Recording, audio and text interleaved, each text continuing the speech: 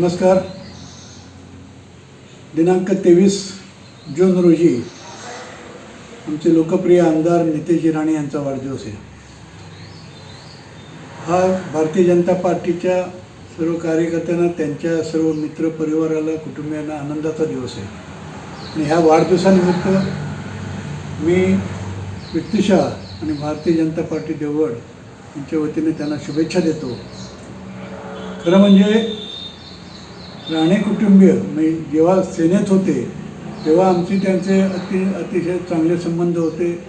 मी आमदार असताना नारायणराव राणे हे मुख्यमंत्र्याच्या शर्यतीत होते आणि निश्चितपणे मला निवडून येण्यासाठी त्यांनी खूप मला सहकार्यही केलं. पण त्यानंतर ते काँग्रेसमध्ये गेले आणि आमचा त्यांच्यामध्ये दुरावा झाला. म्हणजे राजकीय दुरावा झाला तरी व्यक्ती म्हणून त्यांच्या कुटुंबाशी संबंध होते.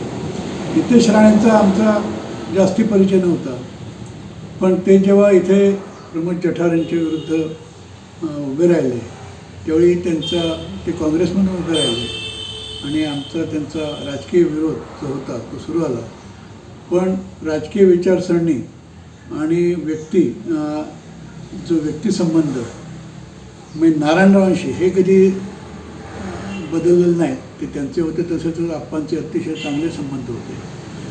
आमदार झाले नितेशजी राणे पहिल्यांदा प्रमोदजी जठारांचा पराभव करून हा आमचा देवगडसाठी आम्हाला एक धक्का होता. धक्का या अर्थाने की आमचा परंपरेचा म्हणजे 1985 पासूनची भारतीय जनता पार्टीची सीट होती ती आता 2009मध्ये काँग्रेसच्याकडे गेली.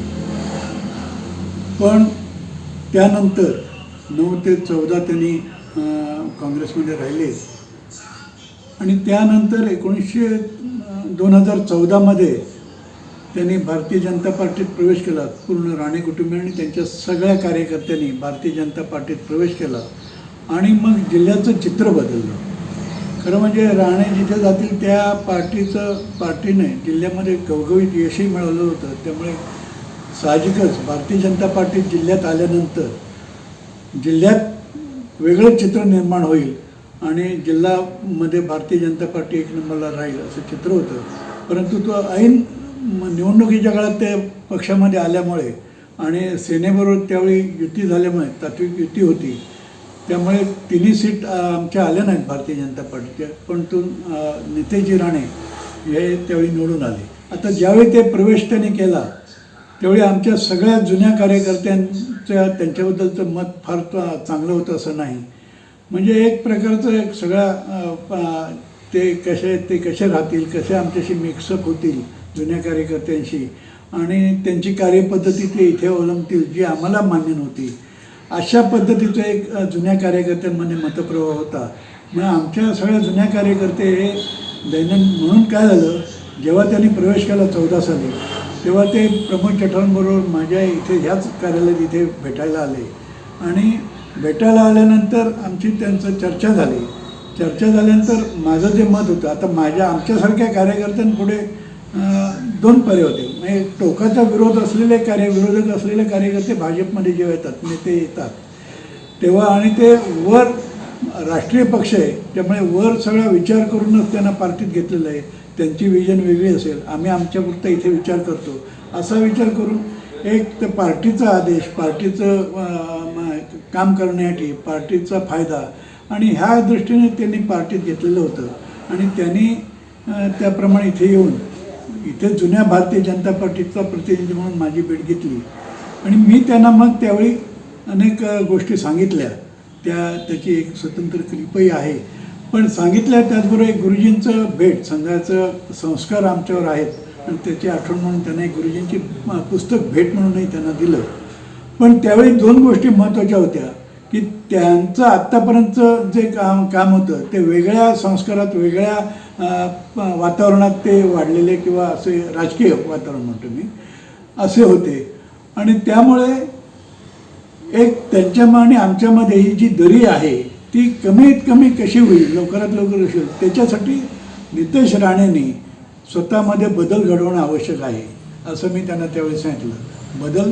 कारण आमचे कार्यकर्ते पारंपरिक आहेत, आमचे कार्यकर्ते कोण फुल टाईम वर्कर नाहीत फुल टाईम वर्कर नाहीत. त्यामुळे निवडणूक आली की मात्र जोमाने काम करतात. सगळं त्याच्यामध्ये आपण जे म्हणतो अगदी तन मन धन विसरून काम करतात आणि त्या पद्धतीचे आमचे कार्यकर्ते हे त्यांना आहे. आणि त्यांच्याकडे आम्ही जे बघतो कार्यकर्ते की ते आले, ते कुठेही उद्या कुठलाही कार्यक्रम होतात त्यांचे ते सगळे कार्यकर्ते त्यांचे लोकप्रतिनिधी ते तिथे आले पाहिजेत, दिसले पाहिजेत, असा एक त्यांचा हा असतो.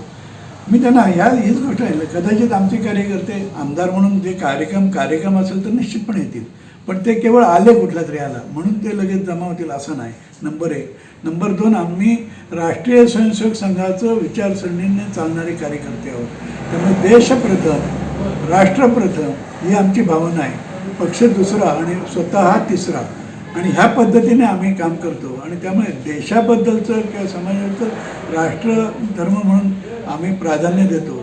आणि अशा परिस्थितीमध्ये तुम्ही जे तुमच्या याच्यामध्ये जे आधीच्या तुमचा जो ज्या ठिकाणाहून तुम्ही आलात, तुम्ही बाबासाहेब पुरंदरेंना हा केला होता, तुम्ही राम गणेश गडकरी किंवा आमच्या सगळ्या नेत्यांबद्दल सुद्धा, मोदींबद्दल सुद्धा असे काय होतं, हे सगळे वेगवेगळे त्यांनी जे प्रचारासाठी असेल किंवा खाजगीत असेल पण बोललेले होते, ते व्हायरल होतात त्या गोष्टी आणि त्यांच्याबद्दलचं मत त्याचं बनत गेलेलं होतं. पण मला एक सांगायला अत्यंत चांगलं आहे की नितेश राणेंनी सगळ्या गोष्टी माझ्या ऐकून घेतल्या, सगळ्या गोष्टी ऐकून घेतल्या. आपली चूक आहे किंवा काय जे काय चुकलं आपलं त्यावेळी हे त्यांनी कबूल केलं. नंतर कार्यकर्त्यांबरोबर बैठक झाली आणि त्यावेळी त्यांनी ह्या बैठकीचा उल्लेखही केला आणि आम्हाला काही लोकांनी म्हणजे वाट चुकलेली नाही असं त्यांनी जे आम्हाला भरवलं आमच्या कानात, त्याने आम्ही जरा भरकटलो होतो. पण आता भारतीय जनता पार्टीचा एक कार्यकर्ता आहे हा म्हणून आम्ही या ठिकाणी काम करणार आहोत. आणि त्यामुळे 14 सालापासून म्हणजे 9 ते 14 त्यांनी हा केला. 14 सालापासून भारतीय जनता पार्टी आणि सेकंड टर्मला ते आता जेव्हा निवडून आले तेव्हासुद्धा ते चांगल्या मताधिक्याने आले, सगळ्यांनी चांगलं काम केलं.